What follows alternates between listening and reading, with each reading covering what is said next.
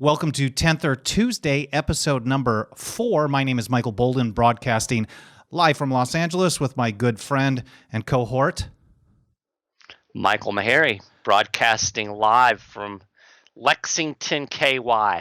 So last night, Mike, everybody knows, I think at this point, was the big debate between Donald Trump and Hillary Clinton. And we posted on our Facebook page last night that maybe I missed something, maybe not. But after, I think it was 95, almost 100 minutes of debate about the role of the president, what the president was going to do about the economy, about foreign policy, and I didn't hear the word Constitution even once, and I think that is extremely problematic. What's your thoughts? Yeah, I think that's telling. In fact, I had a similar thought. I was about, I guess, maybe 30 minutes in. They were still talking about the economy and talking about this tax plan and that trade plan. And I'm thinking, not either one of them has mentioned anything that the president has the constitutional authority to do yet. We're 30 minutes into the presidential debate and they haven't mentioned anything that's actually constitutional. And the sad thing is, I don't think people even realize it. Wouldn't that be a great question to see the moderator say, where in the Constitution are you authorized to raise taxes or create a tax plan? That's the role of Congress. So, yeah, it's just almost everything that they talked about throughout the entire debate was patently unconstitutional. Yeah, and it's clearly, and we could maybe talk about this as a market force, I guess, but it doesn't seem like anyone was really interested in it other than us fringe constitutionalists who actually believe that if the president is going to take an oath to preserve, protect, and defend the Constitution, that in every single issue, the number one thing that they should be questioned on is, how does this fit in the constitutional framework? That is your number one job duty. In fact, it's your only one. And we had one of our members, Mike, I can't remember who it was off the top of my head. One of our members recently, maybe I can pull it up here on Google, posted something basically mentioning this just a few days ago called The Perversion of the Presidency. It was Sean Brodoff. And he's basically saying, look, whether it's Jill Stein or Gary Johnson or Trump or Clinton or whatever, the question that isn't coming up that we should actually be doing our best to push out there is, hey, on every single issue, every single question, where does the Constitution fit, or what is the constitutional authority for your plan? Absolutely. That was a great article that he wrote, and he nailed it. I mean, that's absolutely true. And, we've got this imperial presidency now where we expect the president to solve all of our problems. Yeah. And, it's not only is it not authorized by the Constitution, they can't do all of this stuff. These people are not capable of delivering on the promises that they're giving. And the fact that people put so much faith in these elections and, oh my gosh, this is the most important, election of our lifetime. Every single one is. Future. Yeah, I think I said Hitler would. Wow. There's some kind of Freudian slip. Wow. Hillary at the end of the debates made the comment, you need to vote because your future depends on it, because it does. Well, good Lord, if my future depends on these two, I might as well just throw the towel right now, Well, I was taking some notes as I was watching last night, Mike, and they were getting in the early section talking about the economy and how there's, a real problem and the jobs are an issue. And I was just thinking to myself, like, oh, man, no one is mentioning that the real problem, and Hillary said something that I actually agree with, but not... Well, only on the surface, because she says we can't continue the failed policies that got us to the place we are in the economy, right? And I agree with that. But of course, she thinks that more government, more spending, more regulation is the solution, where it's absolutely wrong. And I was thinking to myself, and I'm taking some notes to talk to you about this, Mike, and I was thinking, wow, no one's mentioning that artificially low interest rates from the Federal Reserve are actually creating the bubble economy. And to my surprise, I'll hand it to them. This is where the claptrap track comes in one of these days as we expand here. Donald Trump mentioned that the Fed is creating a bubble economy. And while he didn't get into details, he specifically talked about low interest rates and how Janet Yellen acts as a political, uses the Fed as a political tool. And she's not the only one. This is the way the Federal Reserve has basically acted since day one. Yeah, it was like it was weird. It's like you're going down the highway, and all of a sudden he swerved into the truth, and it was like, whoa! And of course, then it's like he's back onto the road of unconstitutional federal overreach pretty quick. But he definitely hit that right on the head. He mentioned specifically the stock market being a bubble, and I've read several good articles. There was one that came out earlier this year that said up to 98% of the stock market gain we've seen since the Great Recession is the result of Federal Reserve monetary policy. Easy money, of course. It's Easy like the money. Wild West. They've got all this cash to play with. They keep getting more. It doesn't cost any money in the marketplace to take out great loans or leverage assets, for example.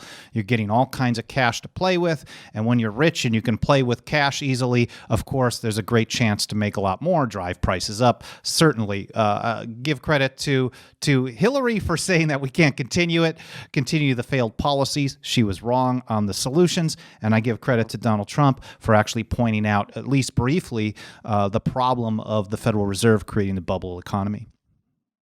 Yeah, absolutely. But you were right, Mike. He switched pretty quickly back to a lot of unconstitutional garbage. And I know the whole stop and frisk thing has been a real big deal, at least in social media in the last few days. So without getting into too many details on that, I just felt like when I was listening to this, and I don't know if Trump was trying to prove something or not, but I heard a lot of like, we got to find ways to take guns from people from both sides. It's almost like they're on the same team. And maybe you can find one way or another to, well, maybe, these people are bad people. We don't want them to hurt anybody, et cetera, et cetera. But they're not really actually talking about no one's striking the root. No one's talking about the problem of having unconstitutional gun control in places like Chicago and New York and the resulting violence that has come since 1934 through 1968, 86 and beyond. And plus, that's just the federal gun control. And then you talk about all the local things that people do in these kind of authoritarian cultures in the big cities like I live in here in LA.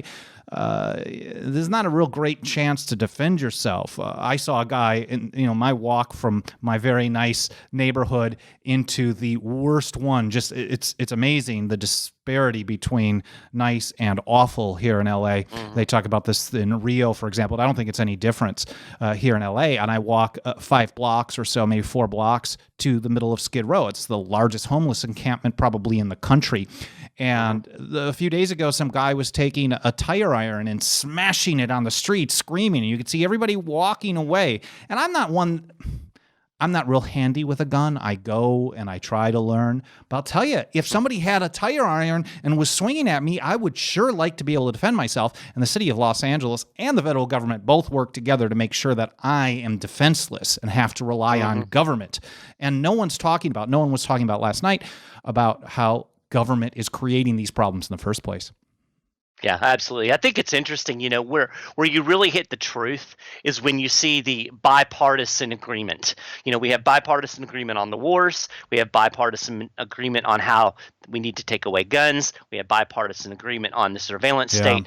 Those are the things that actually get done. So when they start agreeing on things, that's when you really need to be careful, because that's where they're actually going to be able to implement these horrible policies. And we've certainly seen that over the last, 20 years or so. I do appreciate Trump's comments about how being opposed to the Iraq War was a bad choice, whether there's debate or, whether he was originally for it in 2002 or not. That's pretty good. You don't really hear that from anybody. I wouldn't give him a 10 out of 10 on it, but certainly that was a wildly unconstitutional action, the invasion of Iraq, and that was somewhat positive.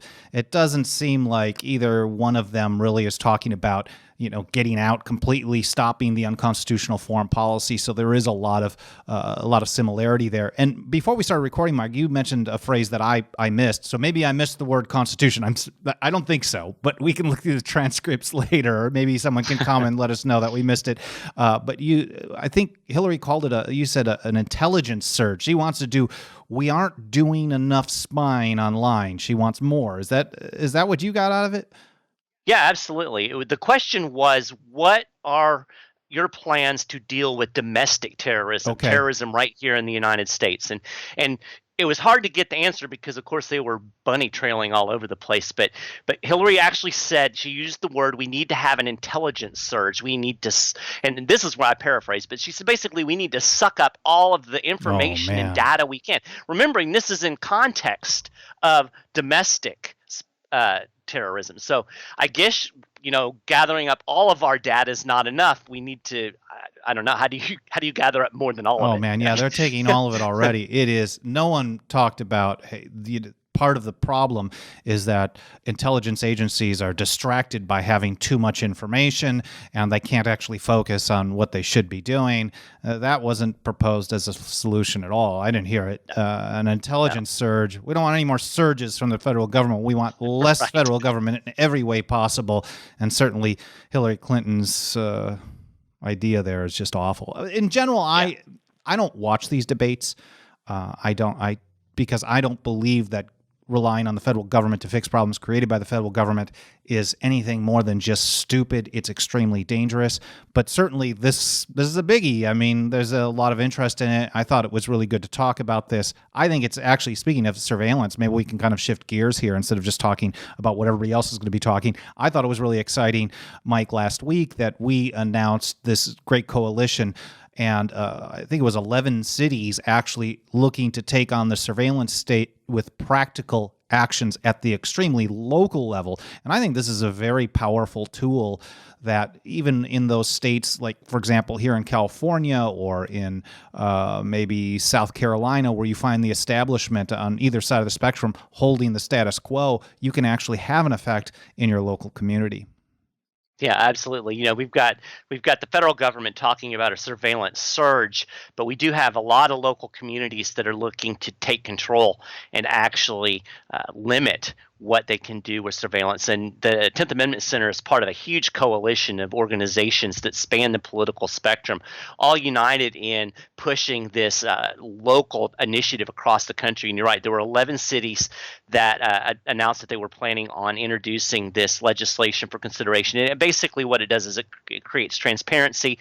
It requires state and local law enforcement to get local government approval with public meetings and all of those important transparency things before they can obtain or utilize any type of surveillance equipment. And this 11 cities is just the beginning. It's the first wave is what Chad over at the ACLU called it. There's going to be a lot more cities involved. And this is the way we can push back. We can build a giant wall, to use some Trumpisms, to help hold back this surge of federal intelligence, because the federal government depends on these local entities to gather up all of this information. Right. And the more limits that we put on it at the local level, the more it interferes with these federal plans. Certainly, because through fusion centers, for example, also there's the information sharing environment, these federal programs or federal local partnerships, anything that's sucked up locally, at least through stingrays, automated license plate readers, whatever it may be, drones, it all gets shared and sent around the entire country through federal databases.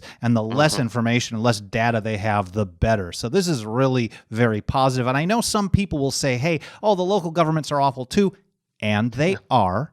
I think almost all of them are just awful in almost every situation, but certainly on an issue-by-issue basis, we have seen localities take very positive steps. So, for example, Mike, you've been reporting recently on a few communities or counties that have been rejecting federal grants, just saying no to federal cash from HUD because they don't want the zoning control from the federal government. Yeah. And, it's interesting. I just wrote an article today that will be published soon on, I think it was Wayne Township in New Jersey. Right, I think okay. is the name of the city.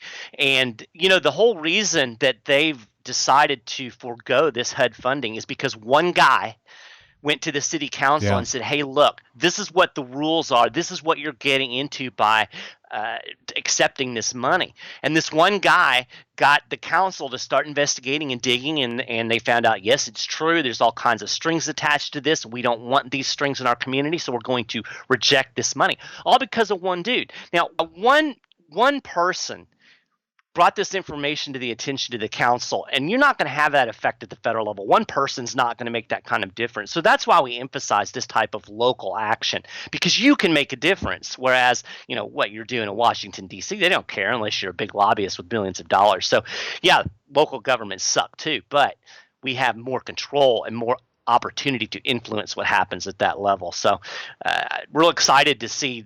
I think that's the fourth locality we know of that's rejected these HUD funds in the last 6 months or so, and I expect more will do it as the news starts to spread around. Yeah, I think what we'll end up seeing is likely, and we've already seen starting back maybe 2012, 2013, also on the right to keep and bear arms, localities actually passing ordinances, which we have available over at 10thamendmentcenter.com/legislation to protect the right to keep and bear arms. Say we're not going to participate in federal gun control, for example. So whether it's HUD or surveillance or the right to keep and bear arms, and I think we can go further with the drug war and many other issues, that localities actually can have far more effect. They can actually build a groundswell. If you get enough local communities doing this, you can get your state to do it, and then enough states do it, then the feds are going to really have a very difficult time pushing things through. So instead of focusing on who's going to be our next overlord, I think we need to figure out how we're going to pull the rug out from under them, no matter who's in Washington, D.C. And that's what we've actually pushed since day one. Yeah. Changing things from the bottom up instead of trying to do things from the top down. Absolutely. All right. So thank you so much for watching. I think that's going to cut. We're definitely over time today, Mike, but it was it's a big morning, of course. That's right. It's the post-debate issue. A lot of stuff happening. We'll see you next week for 10th or Tuesday, episode 5, next week, Tuesday. And if you support this work, make sure to join us over at 10thamendmentcenter.com/members. Thank you so much for watching.